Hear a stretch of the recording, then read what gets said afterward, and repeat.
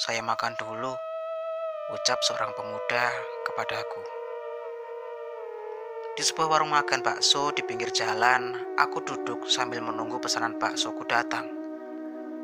Di kursi seberang mejaku, duduk seorang pemuda yang menggunakan jaket kulit warna hitam. Sambil duduk, dia menyapaku dan berucap permisi untuk makan terlebih dahulu.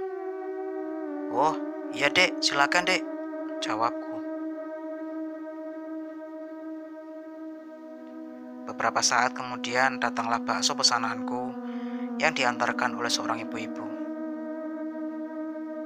Tanpa berkata-kata, dia menyuguhkan bakso beserta minum yang kupesan di atas meja di hadapanku. "Terima kasih, Bu," ucapku ramah kepadanya.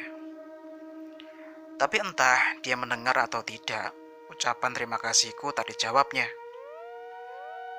"Ish, dingin sekali Bu ini. Tidak ada ramahnya sama pembeli. Padahal warung baksonya sunyi. Hanya aku dan seorang pemuda itu yang makan di sini. Seharusnya ibu itu bersikap ramah agar semua pelanggan betah makan di sini," kata aku dalam hati. Kulihat seorang pria tua sedang duduk di dekat gerobak bakso sambil memperhatikanku yang sepertinya adalah suami dari ibu itu. Sambil mulai menyantap bakso, aku mencoba membuka percakapan dengan pemuda di hadapanku. "Adik, sering makan di sini ya?" tanyaku. "Tidak, Pak. Saya kebetulan lewat saja. Karena lapar, saya mampir," jawabnya ramah. "Hmm, ada yang aneh dengan mereka. Sikap mereka dingin sekali." Saya mencoba ramah, tapi tidak ditanggapi sama sekali, kataku sedikit kesal. Sambil makan, pemuda itu melirik sedikit ke arah bapak dan ibu penjual bakso. Kemudian dia tersenyum dan menganggukkan kepalanya.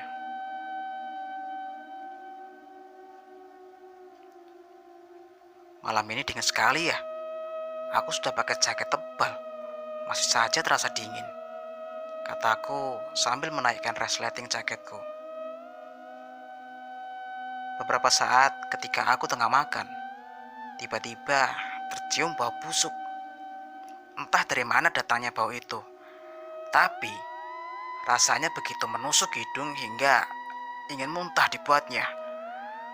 "Ah, bau busuk apa ini?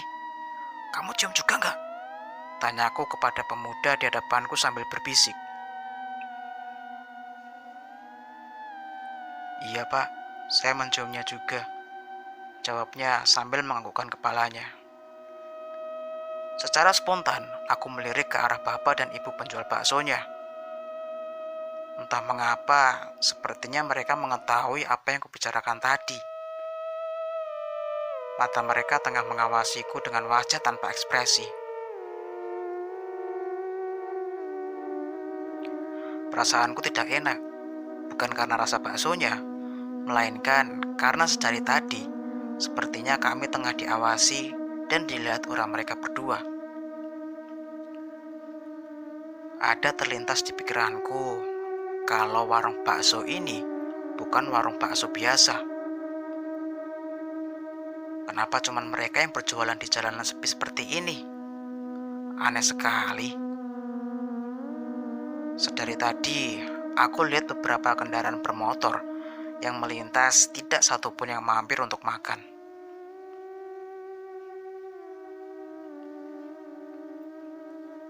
Wah, ada yang tidak beres ini, kata aku dalam hati.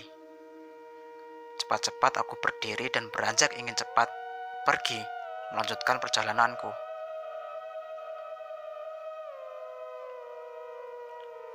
"Mau kemana, Pak? Baksonya belum habis dimakan," tanya pemuda itu kepadaku.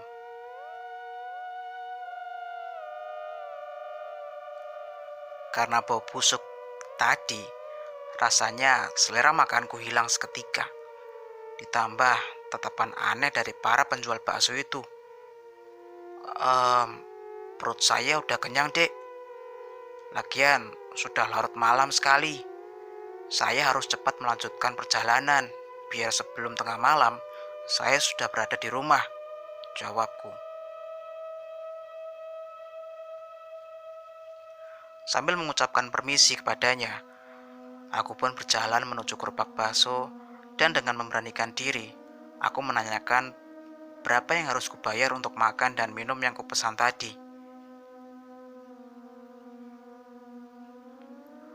Perlahan, ibu penjual bakso itu berdiri dan berjalan mendekatiku. Raut wajahnya dan tatapannya begitu menakutkan untukku. Keningnya berkerut dan mata menyipit saat menatapku. Ibu itu menoleh ke sana kemari dan akhirnya tatapannya berhenti pada meja makan di mana aku duduk tadi. Kemudian dia menatapku. "Bapak tadi ngomong sama siapa?" tanya ibu itu padaku. Aku terkejut dengan pertanyaannya. "Hah? Ngomong sama mas yang... Hah? Hah?" Kok? Seketika aku terdiam saat aku menoleh ke arah tempat di mana aku duduk tadi. Tidak terlihat pemuda yang duduk di seberang mejaku.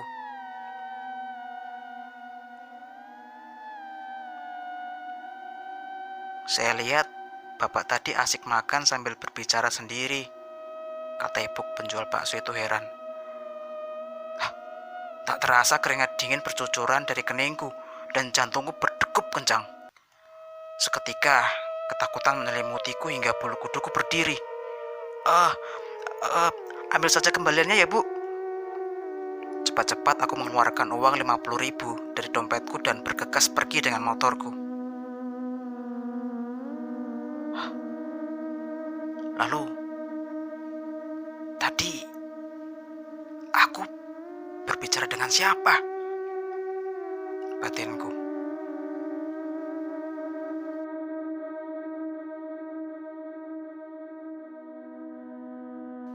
Cerita pun tamat. Cerita bakso merupakan cerita pendek karangan Supriyansah dan kamu bisa melihatnya di cerpenmu.com.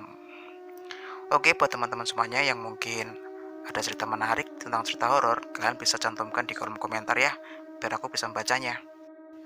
Oh ya, jangan lupa subscribe, like, dan komen ya. Sampai jumpa. Bye.